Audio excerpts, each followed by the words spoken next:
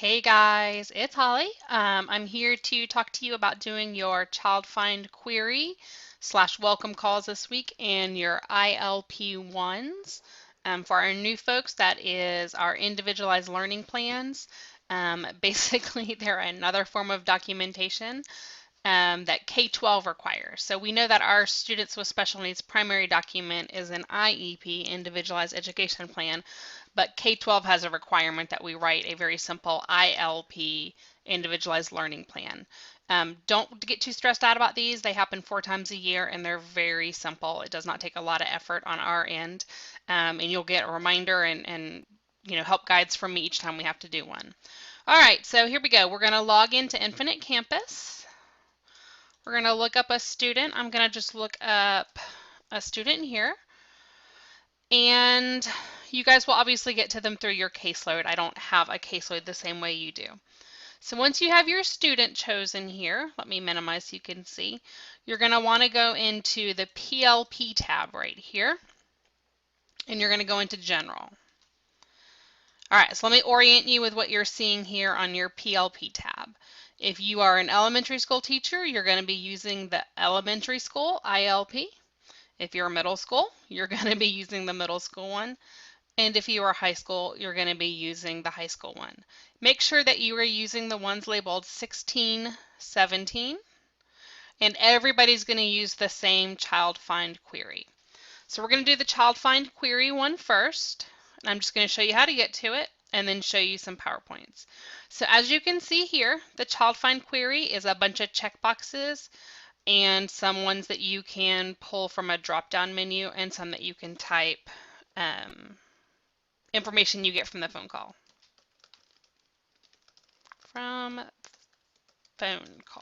Okay?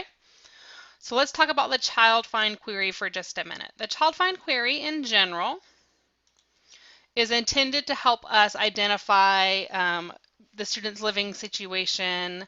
Certainly helps us with brand new families to GCA, but it helps us as a touch base make sure that we know of all of the child's needs that we're serving. Now, as you can imagine, when general education teachers are calling about child find query, they likely discover a lot of stuff that we probably already know about our students, hence all these extra questions on here. So they might uncover a kid who needs to be in special ed and they didn't flag them during intake time, or they might have a 504, or they might have some other stuff going on.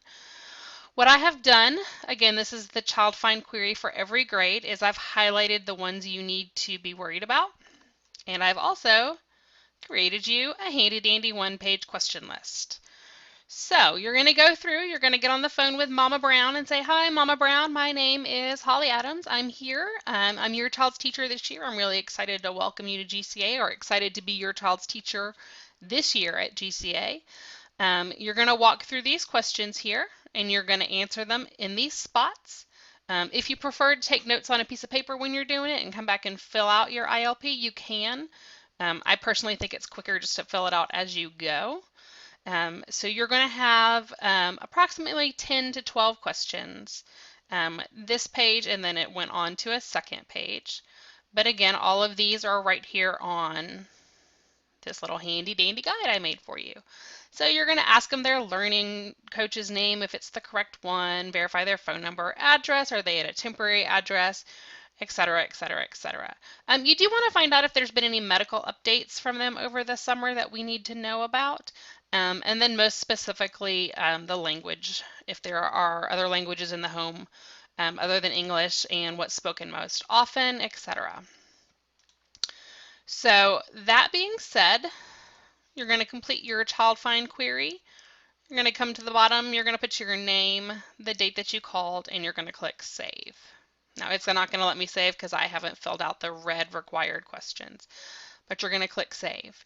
And then you're going to move on to part 2, which is going to be your ILP based on your grade level.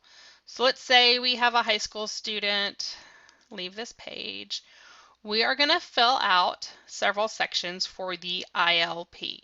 Now I have also gone through and made you a handy dandy little help guide. So for elementary school here, you need to focus on the green areas.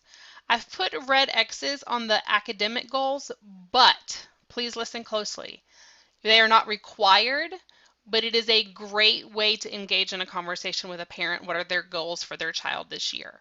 What do you want your child to learn in relation to math? So I've put X's because they're not required, but they are also excellent conversation starters. You're going to want to talk about their challenges here and interests and strengths and abilities and what gets their child excited. I think those are all still very important.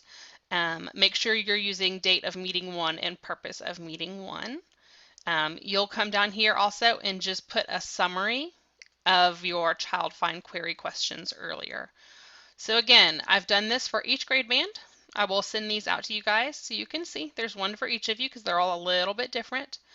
But if you can see over here on this side, what I've put in here is this is a great time for you to remind / initiate a discussion about live class connect sessions being required.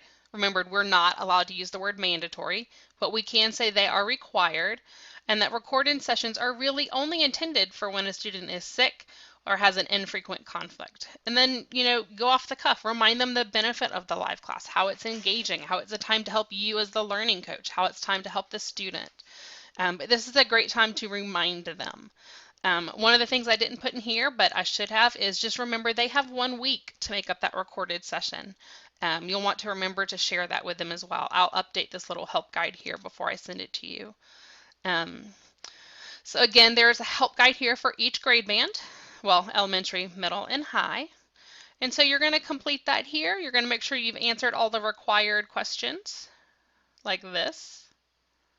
And I happen to be in one from last year to show you, but you're going to have completed the little red boxes, and you're going to click Save.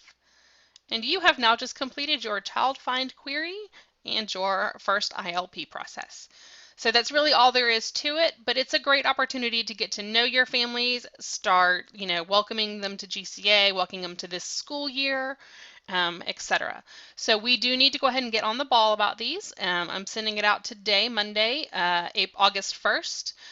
We need to try to call each family within 10 days. I know that most of you are on the road and we're at PD this week, but I'd make it a priority to call as many families as you can on Monday, Thursday, and Friday of this week. You don't get them the first time, keep calling back. All right, guys, thanks.